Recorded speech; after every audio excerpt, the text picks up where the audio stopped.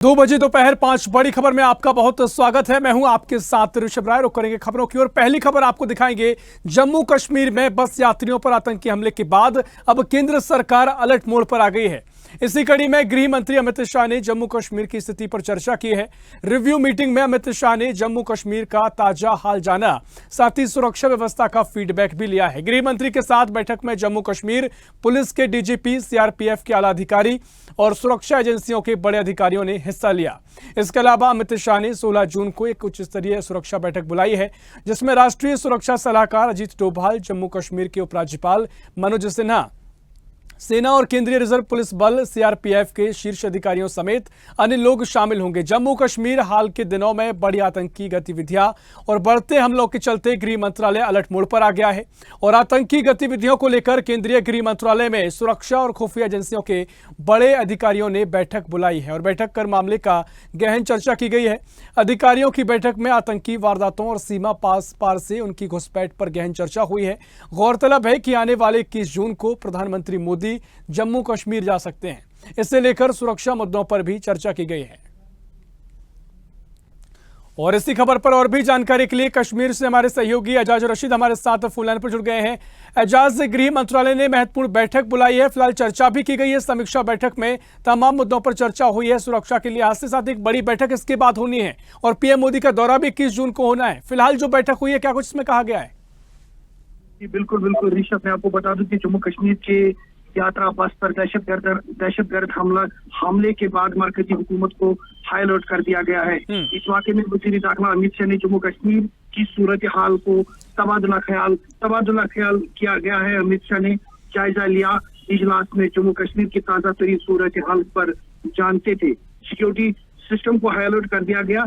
मैं आपको ये भी बता दूं कि 21 तारीख को वजीर आजम नरेंद्र मोदी का श्रीनगर दौरा है। इस सिलसिले में सिक्योरिटी की सख्त इंतजाम किए गए हैं जम्मू कश्मीर में। जी निश्चित तौर पर देखिए, आगामी जो बैठक को लेकर क्या कोई चर्चा की जा रही है? किस तरह की चर्चा आगामी बैठक में हो सकती है? मैं आपको ये भी बता दूं कि वजीर दाखिला ने सिक्योरिटी का जायजा लिया है। इसमें डीजीपी, पुलिस, सीआरपीएफ और बाकी एजेंसियों ने इस मीटिंग में शिरकत की है। मैं आपको ये भी बता दूं कि कल से ही सिक्योरिटी की सख्त इंतजाम किया गया है जम्मू कश्मीर में। निश्चित तौर पर क्या कुछ आगे बैठक होगी, क्या कुछ चर्चा होगी, इस पर आगे जानकारी आपसे लेंगे। फिलहाल बहुत बहुत शुक्रिया आपका तमाम जानकारी साझा करने के लिए।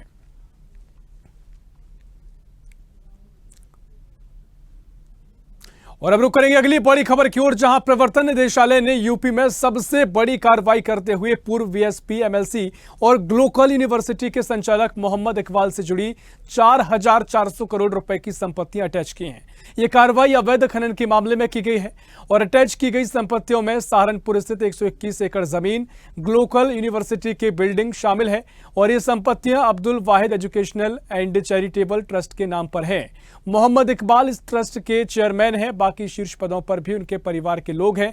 इकबाल फरार हैं। सूत्रों के मुताबिक वे दुबई में हैं और ईडी की जांच में सामने आया है कि मोहम्मद इकबाल साल 2009-10 में बीएसपी के वरिष्ठ नेताओं के संपर्क में आए और साल 2010-11-12 में सहारनपुर और उसके आसपास के जिलों में खनन का पूरा काम उसकी 5 कंपनियों के पास था, जो उसके परिवारजनों के नाम पर थी।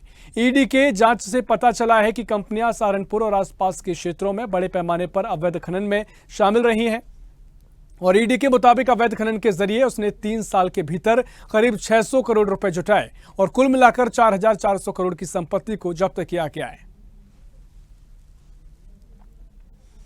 तो उत्तर प्रदेश में ईडी ने अब तक की सबसे बड़ी कार्रवाई को अंजाम दिया है और ईडी ने 4,400 करोड़ की संपत्ति को जब्त किया है। यूपी में ईडी की अब तक की सबसे बड़ी कार्रवाई बताई जा रही है। पूर्व एमएलसी मोहम्मद इकबाल पर शिकंजा कसा गया है।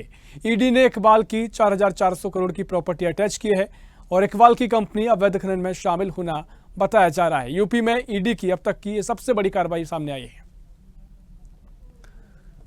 और इसी खबर पर और भी जानकारी के लिए लखनऊ से हमारे सहयोगी समीर खान हमारे साथ लाइव जुड़ गए हैं। समीर, उत्तर प्रदेश में ईडी ने अब तक की सबसे बड़ी कार्रवाई की है। 4,400 करोड़ की संपत्ति को अटैच किया गया है। क्या कुछ ये पूरा मामला है और बसपा के जो कहें कि नेता हैं जिनके ऊपर ये कार्रवाई की गई है, किस तरीके से पूरी कार्रवाई उन्होंने जो संपत्ति जुटाई थी और क्या कुछ आरोप उन पर लगे थे, अब तक क्या कुछ निकलकर सामने आया है? सहारनपुर के आसपास में काफी इनका प्रभाव माना जाता है। इन्होंने काफी अवैध खननों में अपना हाथ रखा है। वहीं अगर माने तो इनके परिवार के काफी लोग हैं, वो ईडी की जांच में आगे निकल कर आएंगे। फिलहाल अभी ये ईडी की पकड़ से बाहर है, क्योंकि बताया जा रहा है सूत्रों के मुताबिक ये भारत से बाहर है, विदेश में है। और वहीं अगर माने तो इनकी कम से कम सालों में इन्होंने 600 करोड़ की संपत्ति बनानी एक बड़ी बात है कि पूर्व में रहे एमएलसी बसपा के, जिनको कई बड़े नेताओं का इनके ऊपर हाथ था, जिन्होंने अवैध तरीके से संपत्ति जब अपनी बनाई जमा करते चले गए, लेकिन ईडी के शिकंजे से बच नहीं पाए। इन पर लगातार कार्रवाई जारी है। इन पे 4,400 करोड़ रुपए की संपत्ति इनकी अभी अटैच की है ईडी ने। वहीं अगर आपको बता दें तो अभी तक ये गिरफ्त से बाहर है, लेकिन इनके ऊपर 10 साल पहले एफआईआर दर्ज की गई थी, जिसमें ईडी अपनी कार्रवाई लगातार कर रही है। जी निश्चित तौर पर देखिए 4,400 करोड़ की बड़ी संपत्ति है और साथ ही जिस तरीके से 3 साल में 600 करोड़ की संपत्ति जुटाने का जो आरोप है का वाकई में आश्चर्यजनक आंकड़े हो जाते हैं। देखना महत्वपूर्ण होगा क्या खुलासे आगे निकलकर सामने आएंगे। फिलहाल बहुत शुक्रिया आपका तमाम जानकारी साझा करने के लिए। और अब रुक करेंगे तीसरी बड़ी खबर की ओर, जहां छत्तीसगढ़ के नारायणपुर से बड़ी खबर सामने आई है, जहां पुलिस के साथ मुठभेड़ में 8 नक्सलियों के मारे जाने की खबर है। इस मुठभेड़ में 2 जवानों के घायल होने की खबर भी है। बताया जा रहा है कि 2 दिनों के नक्सल ऑपरेशन चल रहा है और खबरों के अनुसार अबूझमाड़ के कुतुल में मुठभेड़ जारी है। जानकारी के मुताबिक नारायणपुर के अबूझमाड़ क्षेत्र के कुतुल, फरसा बड़ा और कोड़ता मेटा क्षेत्र में शनिवार की सुबह से सुरक्षा बल और नक्सलियों के मध्य मुठभेड़ चल रही है। पुलिस के अनुसार मुठभेड़ में नक्सलियों को बड़ा नुकसान पहुंचा है और एसपी प्रभात कुमार ने बताया कि 12 जून से इस क्षेत्र में नारायणपुर, कोंडागांव, कांकेर और दंतेवाड़ा जिले की डीआरजी, एसटीएफ व आईटीबीपी 53वीं वाहिनी बल की ओर से सम्मिलित अभियान चलाया जा रहा है। विगत 2 दिनों से कई बार रुक रुक कर मुठभेड़ भी देखने को मिली है।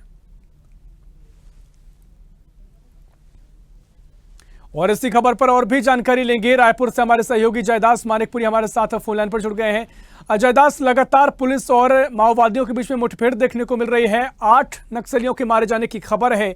किस तरीके से पूरा क्षेत्र है जहां पर सूचना मिली थी कि बड़ी संख्या में माओवादी हैं, नक्सली हैं, उन्हें घेरने के लिए 1400 जवान भी छोड़े गए, फिलहाल क्या अपडेट है और किस तरीके से पुलिस का ऑपरेशन चल रहा है?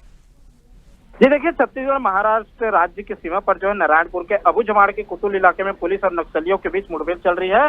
एनकाउंटर में जवानों ने 8 माओवादियों को ढेर कर दिया। आपको बता दूं कि यहाँ पर जो है 1400 जवानों का जो ऑपरेशन है वो भेजे गए थे, जिस पिछले 3 दिनों से जवान नक्सलियों के खिलाफ ऑपरेशन चला रहे हैं।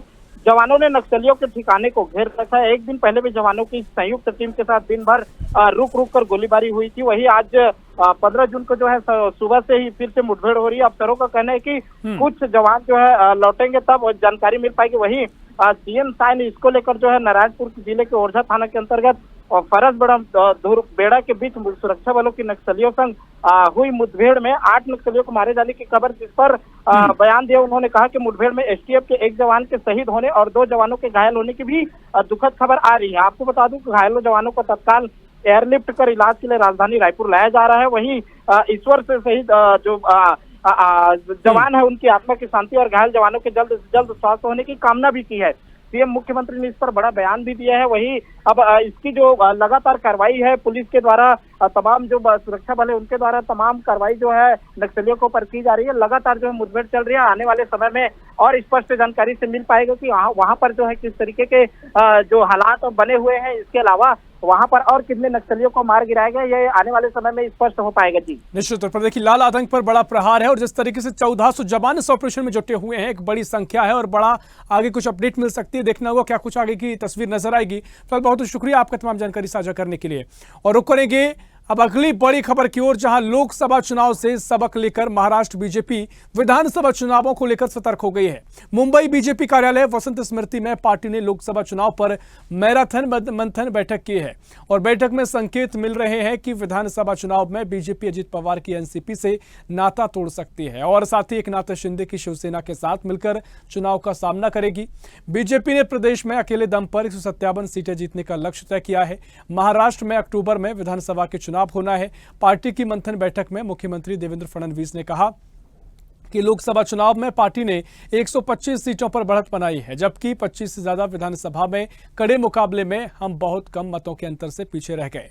इन सीटों पर नई रणनीति के तहत आगे बढ़ा जाएगा। 157 सीटों पर आसानी से जीत दर्ज की जा सकती है। माना जा रहा है कि विधानसभा चुनाव में बीजेपी सहयोगी पार्टी शिवसेना के साथ गठबंधन में 150 से ज्यादा सीटों पर अपने उम्मीदवार उतारेगी।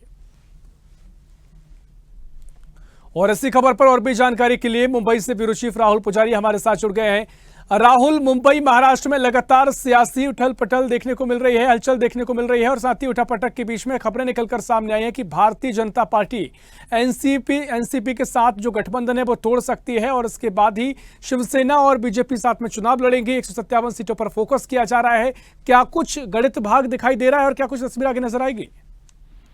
जी सब बता दो, जिस तरह से बीजेपी को डेंट लगा, जिस तरह से 9 पे सिमट गई लोकसभा चुनाव में, लेकिन विधानसभा चुनाव में जिस तरह से 125 विधानसभा थे उसमें इसने लीड पाई, तो उसको देखते हुए मंथन चल रहा है। जहां तक पार्टी कार्यालय पे लगातार मैराथन बैठक शुरू हो गई है कि क्यों हार हुई, इसका कारण क्या था, मराठा नाराज थे या अपने लोग कोई विद्रोह किए थे। इसको देखते हुए कहीं ना कहीं एकदम बैठक पे बैठक किए जा रहे हैं। देवेंद्र फडणवीस ने भी आज कार्यालय में बैठक ली और अभी प्रेस कॉन्फ्रेंस भी करने वाले हैं। तो उसको देखते हुए कहीं ना कहीं लग रहा है कि अजित पवार की जो एनसीपी है उनसे नाता तोड़ेंगे, क्योंकि उनसे नाता जोड़ने के बाद उनको ज्यादा घाटा ही हुआ, कुछ फायदा नहीं हुआ।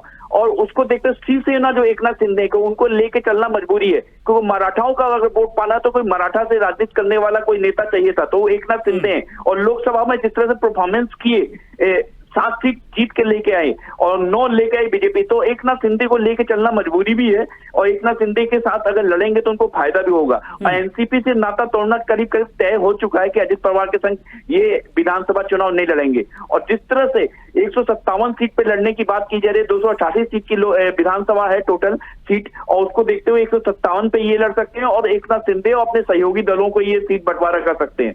आगे देखना है कि किस तरह से ये रिकवर करेंगे, जिस तरह से इनका डेंट लगा है, जिस तरह से क्षति हुई है महाराष्ट्र में, और वोट शेयरिंग भी घटी थी। लेकिन अब देखा जा रहा है, फिर से पुनः विचार किया जा रहा है कहां कहां खामियां रह गई हमारी, कहां कहां हम सुधार सकते हैं। तो पूरी तरह से नीचे से केडर से लेके ऊपर तक की पूरी मंथन की जा रही है और पूरी सुधार की जा रही है कि विधानसभा में अब कोई गलती ना हो और जिस तरह से विधानसभा में लोकसभा में गलतियां की गई उस विधानसभा में ना दोहराया जाए। फिर उसके बाद बीएमसी चुनाव भी है, तो पूरी तरह से पूरी मंथन में लगी हुई बिजेपी अपने को सुधारने में लगी है। और इस बिल्कुल, देखिए बीजेपी मंथन कर रही है और इससे पहले हमने देखा कि आरएसएस के मुखपत्र ऑर्गेनाइजर में भी कहा गया कि एनसीपी को गठबंधन में शामिल करने से बीजेपी का कोर कार्यकर्ता नाराज हुआ है, आक्रोश देखा गया, उसका भी नुकसान देखने को मिला था। तो कहीं ना कहीं यहाँ पर अब एनसीपी से वाकई में जो कयास है वो तेज हो गए। देखना महत्वपूर्ण होगा क्या तस्वीर आगे नजर आएगी। बहुत बहुत शुक्रिया आपका तमाम जानकारी साझा करने के लिए।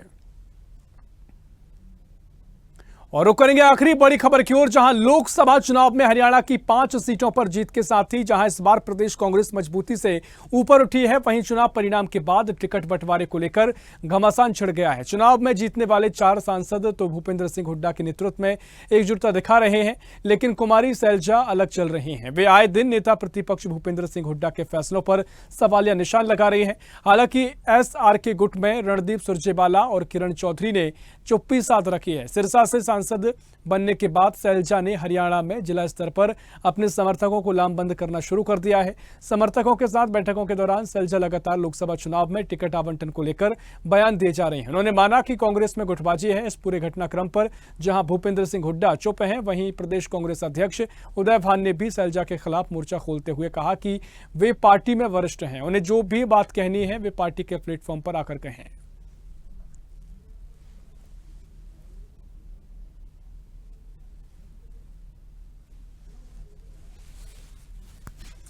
तो हरियाणा में कांग्रेस ने अच्छा प्रदर्शन लोकसभा चुनाव में किया, लेकिन अब यहां पर गुटबाजी देखने को मिल रही है। तमाम तरीके से पार्टी के भीतर ही अंदरूनी कलह सामने आई है और वार पलटवार अलग अलग गुटबाजी में देखने को मिल रहे हैं। जिस तरीके से कुमारी सैलजा हो या भूपेंद्र सिंह हुड्डा हो, इन दोनों के बीच में पहले से ही बातें नहीं बन रही थी, जिसको लेकर चर्चाएं हुई, लेकिन अब खुले तौर पर बयान भी दिए जाने लगे हैं।